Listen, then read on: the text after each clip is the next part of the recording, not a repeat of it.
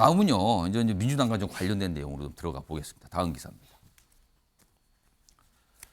지금 민주당 내부에서 이런 얘기가 나와요. 이른바 당원 80조 적용이거든요. 이게 뭐냐면 기소가 되면 당직자가 그러니까 예를 들어서 뭐 국회의원 또는 당원 등등등인데 당직을 맡고 있는 당원이죠.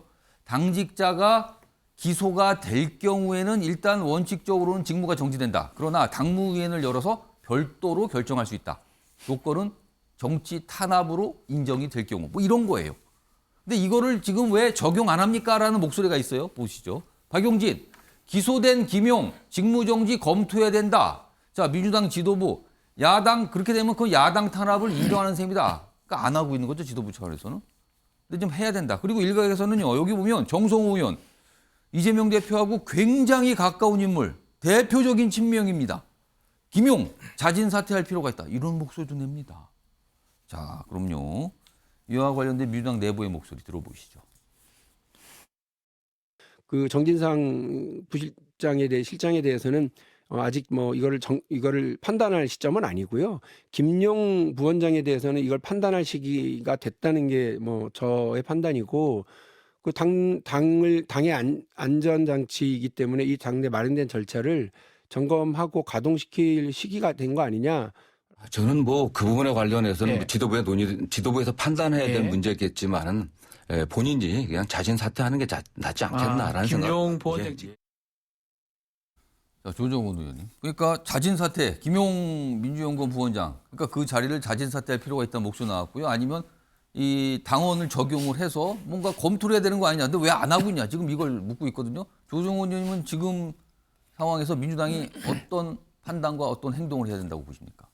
저는 저런 목소리가 나오는 것이 맞다라고 생각합니다. 예. 그리고 당을 아끼는 당직자 국회의원들의 목소리가 이게 맞다고 생각하고요. 예. 오래전에 영화 타이타닉이 생각납니다. 그 어마어마한 그 배가 예. 한바다에서 침몰했지 않습니까? 예. 그때 그 선장이 승객들을 다 구하고 자신은 침몰하는 배와 운명을 같이 한 감동적인 영화였습니다.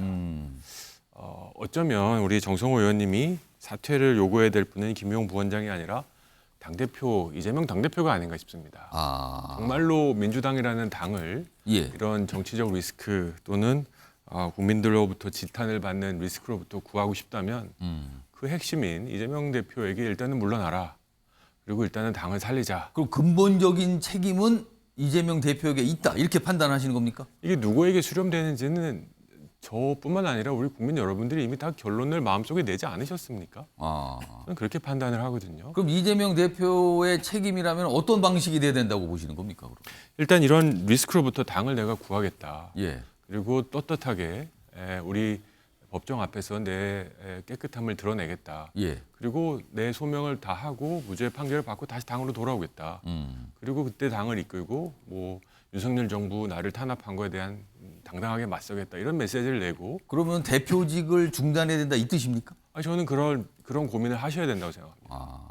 정말로 내가 당대표 된 것이 민주당을 위한 것, 나를 지키기 위한 방탄이 예. 아니라 민주당을 위한 것이라고 생각하셨다면 이쯤에서 당과 그 거리를 두고 당당하게 수사받고 오겠다. 또 나가시면 아마 민주당 많은 지지자들이 박수 칠 거다. 예. 근데 하루하루 늦어지면 늦어질수록 예. 결국 당대표 된 게 방탄이었구나 라는 그런 의심의 예. 현실화일 뿐이다라는 생각합니다. 알겠습니다. 타이타닉 영화를 한번 꼭 보시기를 추천드립니다. 타이타닉의 선장과 같은 모습 이걸 좀 본받아야 되는 거 아니야? 뭐 이 말씀이네요. 앞뒤에서 그 얘기를 반복해 주셨어요. 자, 김종욱 전 행정관께 이제 민주당 상황을 좀 질문을 안 드릴 수가 없는데 이제 두 가지로 나누겠습니다. 우선 첫 번째는요. 정진상 실장의 경우는 일단 구속만 된 상태거든요. 그러니까 이거는 아직 적용이 안 되지만 김용 부원장은 구속 기소가 된 상태입니다. 지금요. 그렇다면 당원 80조가 적용이 될 수 있거든요. 그런데 지금 민주당에서는 아무 움직임이 공식적으로 없습니다. 지금 민주당 어떤 판단을 하는 겁니까 지금?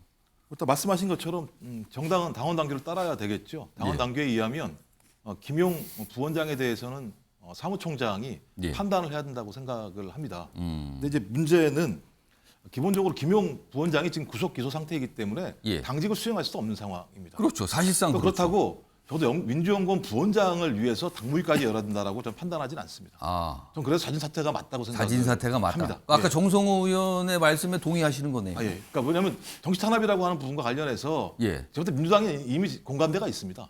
지금 진행되고 있는 건 정치 탄압이라고 판단이 들긴 하는데 예. 정치 탄압이라고 하는 부분과 관련해서 소위 지금 당 대표에게 직접적인 수사가 진행되지 않고 있는 상황인데 예. 당무위까지 열어서 이 부원장에 대해서 정치 탄압인지 아닌지 여부를 가리는 건 타당하지 않고 오히려 당을 위해서라면 김용 부원장이 지금 상황에서 자진 사퇴하는 게 좀 맞다고 생각을 하고요. 예. 당은 그런 김용 부원장의 어떤 본인 판단과 별도로 소위 정치 탄압에 맞서서 예. 어떻게 하면 지금의 상황들을 돌파할 수 있을 것인지에 대한 예. 투트랙으로 좀 가야 된다고 생각을 합니다. 자, 지금 이재명 대표에 대한 아까 책임 문제 조정훈 의원께서 잠깐 얘기하셨거든요. 근데 그 얘기는요, 기사도 준비되어 있으니까 마저 본 뒤에 다른 세 분께 질문 좀 드릴게요. 자, 기사 이어갑니다.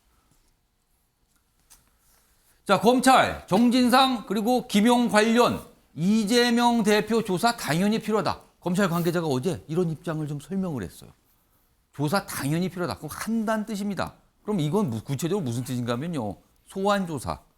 그 이후에 어떤 체포, 그 이후에 더 가는 기소, 뭐 이런 걸 지금 생각하고 있다는 겁니다. 그러면요. 게다가 이재명 대표 측, 이재명 죽이기 커밍아웃을 했다. 드디어 커밍아웃, 모습을 드러냈다. 뭐 이런 거죠. 이렇게 맞서고 있는 상황입니다. 다음은요, 이 화면으로 좀 하나 소개해드리죠. 이 민주당 내에서 이 김혜영 전 의원, 여기는 이분은 사실 쓴소리를 좀 그동안 많이 하셨죠. 그리고 이재명 대표에 대해서 책임 문제를 일찌감치 좀 거론했던 인물입니다. 근데 어제도 목소리를 냈죠. 지금 민주당에는 손실을 정면으로 마주할 수 있는 용기가 필요한 때. 손실, 용기 이런 표현을 썼어요. 다음 보시죠. 그러면서 이 얘기를 합니다. 솥이 뒤집어졌으면 솥 안에 막힌 것들을 비워내고 새롭게 채워야 한다. 비유를 했어요. 비유. 뭔가 비유를 했지만 싹 청소해라. 이 뜻으로 들립니다. 지금. 여기 보면 언뜻 이재명 대표를 떠올리면서 한 말 같죠? 이게 있습니다. 어제 뭐 이런 소리를 했고요. 기사 하나 더 이어가 보죠. 같은 맥락 기사가 오늘 하나 더 있습니다. 민주당 이재명 책임론 확산되고 있는데 여당 갈라치기에 말려들라. 일단 관망세다. 그러니까 물밑에서는 뭔가 있는데 그래도 크게 보면 지도부 차원에서는 단일대우 여전히 유지하고 있다. 그리고 국민의힘에서는 뭔가 갈라치기 하는 듯한 얘기를 자꾸 꺼내고 있다. 말려들지 말라. 뭐 이런 분위기랍니다. 지금요. 자, 그럼요. 이와 관련해서 어제 이재명 대표 기자들한테 질문을 받았는데 역시 아무 얘기 안 했습니다. 그리고 이와 관련된 여야의 목소리도 있습니다. 묶었습니다. 보시죠. 나무 변호사가 또 천화동인 1호도 대표님 측 거라고 얘기가 나왔는데 근데 측근 구속수사 관련해서 그래도 지금 계속 이제 진행이 되고 있잖아요. 그런데 이제 대표님께서 뭐 유감 표명이라든지 그냥 간단하게라도 하실 말씀 없을까요? 어디 뒤에 조심하세요. 그러면 김용 부원장 관련해서도 이제 대표님의 정치적 결단이 좀 필요하다는 네, 얘기도 고맙습니다. 나오는데 네, 여기까지만 하시죠. 가장 가까운 측근인 정지상 실장님 구속됐는데 그래도 이런 부분에서도 야당 탄압이라고 보시는 부분이 있는지. 네, 조심하십시오. 민주당의 단일 대우가 무너지고 있습니다. 이재명 대표가 아닌 다른 리더십을 찾는 움직임도 포착되고 있습니다. 이재명 대표 체제 그 이후를 준비한다는 절박함의 발로입니다. 어떻게 보십니까? 언론에서는 네. 뭐 비명계 의원들이 이러저러한 움직임들이 있다. 네. 뭐 이런 얘기는 나오고 하는데 제가 여러 의원들에게 보면 뭐 그런 움직임은 없습니다. 다만 정성호 의원은 뭐 그런 움직임이 없습니다. 이렇게 약간 일축하면서 설명을 했죠. 뭐 수습하려는 약간 분위기도 느껴지고요. 유영걸 전 대표님. 네. 지금 이재명 대표 어떤 선택을 해야 된다고 보십니까? 절체정명의 위기 상황이거든요. 예. 이럴 때 너무 연연하면은 모든 걸 다 잃습니다. 백척간도 진일보라는 얘기 있잖아요. 백척간도에 섰을 때는 한 걸음 나가야 돼요. 현의 살수라는 말 있잖아요. 낭떠러지에 몰려 있을 때는 끝까지 뭐 나무 뿌리 하나 잡는다고 살 수 있는 게 아니거든요. 손을 놔야 돼요. 지금. 떨어지잖아요. 그러면 조금 떨어지든지 옆으로 날르든지 날개가 있을 수도 있거든요. 그거는 하늘에 맡기고 진인사 대천명을 해야죠. 지금 방탄복만 입는다고 될 일이 아니에요. 예. 의원, 국회의원 나간 거, 대표한 거, 당원, 당규 개정한 예. 거 다 방탄복이거든요. 지금 방탄복 갖고 해결 국민이 다 지켜보고 있습니다. 과거에 지난해만 선거 전만 해도 예. 이재명 대표가 뭐라고 했습니까? 대장동 사은 당군 이래 최대의 국고 이익 환수 사건이다. 예. 그리고 대장동의 주범은 윤석열 저기가 몸통이다. 뭐 이렇게까지 얘기했잖아요. 근데 지금 검찰에서 나온 거는 정치적 공동체라는 얘기 나오잖아요. 예. 그 정진상, 김용 예. 이런 분들하고 정치적 공동체. 그러니까 경제적 공동체는 옛날에 최순실 박근혜 대통령을 엮은 것처럼 예. 이해관계를 같이 하는 정치적 공동체라는 거죠. 그게 그 뜻은 뭐겠어요? 법률 용어는 아니지만은 앞으로 공동 정범인 거, 공범인 거를 수사해서 밝히겠다는 거 아니겠어요? 예. 그리고 기소장에도 그 지방 자치 권력이 민간업자랑 유착해서 일으킨 사건이라고 그랬잖아요. 예. 그러면 저는 제가 만약 이재명 대표라면은 먼저 검찰에 출두할 것 같아요. 과거에 이회창 대표도 선거 자금 있을 때 먼저 검찰에 출두 선제적으로 했거든요. 그리고 선언하는 거예요. 예. 나는 저 정치적인 국회의원이나 당 대표나 예. 당원 당규의 규정에 그 보호받지 않고 예. 그걸 훌훌 던져버리고 나 제대로 수사받겠다. 선언을 해야죠. 그렇지 않고 자꾸 지금은 아무 말도 안 하잖아요. 그러면 초과상감 다 타는데 안방에 앉아가지고 지금 명상하고 있는 게 국민들에는 어떻게 보이겠어요? 저는 이거는 오래 안 간다고 봅니다. 그래서 예. 선제적으로 대응해야 된다. 자칫하면은 예. 아까 타이타닉호라고 그랬는데 예. 저는 배너 영화에 보면은 배너가 그 노회선에서 그 다리에 쇠사슬을 묶여서 노젓는 거 나와요. 예. 지금 국회의원하고 민주당이 다 다리에 쇠사슬이 묶여 있어요.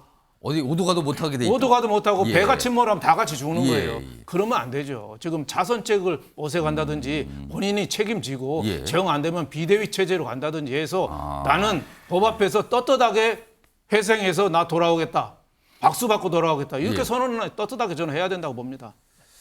자, 김종욱 전 행정관. 지금 뭐 이재명 대표 뭐 연일 뭐 질문에 뭐 답을 안 하고 있으니까 침묵을 하고 있는 거죠. 아무 뭐 답할 내용이 없을 수도 있고 아니면 답을 하는 게 불편할 수도 있고 하여튼 뭐 아무 얘기를 안 하고 있습니다만 이런 상황에서 수사는 진척이 되고 있고요. 내용은 알려지고 있고요. 민주당으로서는 부담이 점점 더 심각해지고 나중에는 감당할 수 없는 부담으로 가는 거 아닙니까? 이러다가. 그건 어떻게 추정이고요. 판단하십니까?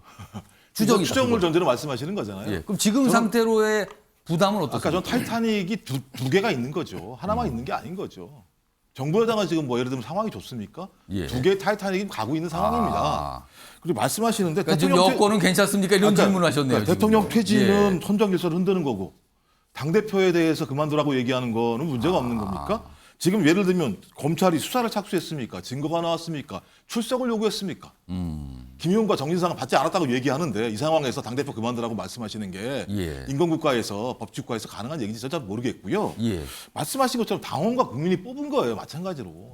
대통령 퇴진에 대해서 부정적인 예. 얘기를 하는 건 뭐냐면 국민이 선택했기 때문에 명징한 증거 없이 헌정을 흔드는 행위들은 예. 국민을 위해서 좋지 않다라는 평가와 마찬가지로 당원과 국민이 당대표를 뽑은 겁니다. 그러면 명확한 나름대로의 근거가 있어야 돼요. 아직 검찰이 수사도 착수하지 않았는데 예. 그것을 전제로 해서 유죄일 것을 인정하거나 아니면 나 유죄가 아니니까 수사 착수하지 않는데 나가가지고 예를 들어 수사를 받아라라고 말씀하시는 건 저는 도대체 이게 상식적인지 잘 모르겠고요.